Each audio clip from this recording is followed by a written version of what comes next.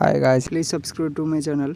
కరీంనగర్లో బస్ ఎక్కితే టికెట్ తీసుకుని అయితే స్టార్ట్ అయిపోయిన వరంగల్ పోయే దారిలోనైతే హుజరాబాద్ బస్ స్టాండ్ అయితే వచ్చింది. దిగే వాళ్ళు అయితే దిగారు. బస్సులో అయితే మళ్ళీ మనం వరంగల్కి అయితే స్టార్ట్ అయిపోయాం. వెళ్ళే దారిలోనైతే మేక అయితే మన రోడ్డు పైన కనిపించింది. వరంగల్ కమాండ్ దగ్గరికి అయితే వచ్చేసినాం. మనం వెళ్తుండగా బైపాస్ పక్కన వినాయకులు అయితే కనబడ్డారు. స్టార్టింగ్ ట్రాఫిక్ లో బార్ గేట్లు అయితే సైలెన్సర్లతో చేసి పెట్టారు. పోలీస్ స్టాండ్కి అయితే వచ్చేసినాం. హన్మకొండ దిగేసిన చూడంగానే అయితే మనకైతే మన బస్ అయితే వచ్చేసింది. బీరేళ్ళు బయ్యారం అయితే ఎక్కేసి అయితే నేనైతే టికెట్ తీసుకొని అయితే బయలుదేరిపోయాను. మన ఊరికైతే వెళ్ళంగానే అయితే పెద్ద స్తంభం అయితే కనిపించింది. ఈ స్తంభం ఏంటో మనకు తెలిసి ఉంటే కామెంట్ చేయండి. అలానే వెళ్తుండగా మనకి రోడ్డు మధ్యలో అయితే ఎన్ని కిలోమీటర్లు అయితే వెళ్ళే మధ్యలో కన్స్ట్రక్షన్ జరుగుతుంది. ఇదేదో పెద్ద కెనాల్ అయితే ఉంది మధ్యలో.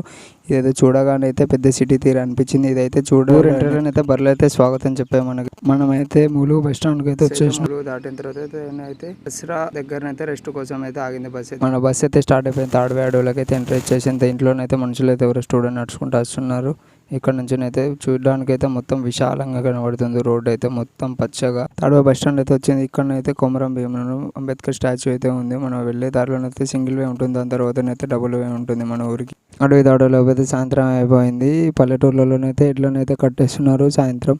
ఇప్పుడైతే మన ఊరికన్నా ముందు కరగూడెం ఊర్లోనైతే ఉన్నాం. దాని తర్వాత మన ఊరైతే వస్తుంది. ఈ ఊరికి వచ్చే వరకు అయితే బస్సు మొత్తం ఖాళీ అయిపోయింది. మన ఊరైతే వచ్చేసింది. నేనైతే దిగిపోయిన బస్సు అయితే వెళ్ళిపోతుంది. నచ్చితే వీడియో సబ్స్క్రైబ్ చేసి లైక్ చేయండి.